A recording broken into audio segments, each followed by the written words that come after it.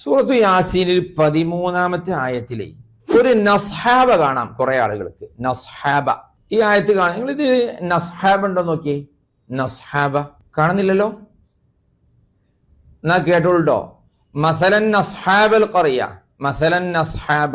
ഒരുപാട് പേരുണ്ട്, 1-2 പേരൊന്നും അല്ല. നെയ് മസലൻ നസ്ഹാബൽ ഖറിയ വദ്രിബ് ലഹും മസലൻ നസ്ഹാബ. സുബ്ഹാനല്ലാഹ്. അതുകൊണ്ട് ഇൽഹാർ പോയിട്ട് ഇവിടെ മസലൻ അസ്ഹാബ, മസലൻ അസ്ഹാബ ശരിക്കും ശ്രദ്ധിക്കണം. മസലൻ അസ്ഹാബ എന്നാകുന്നതോടുകൂടി വലിയ തെറ്റാണ് വരുന്നത്.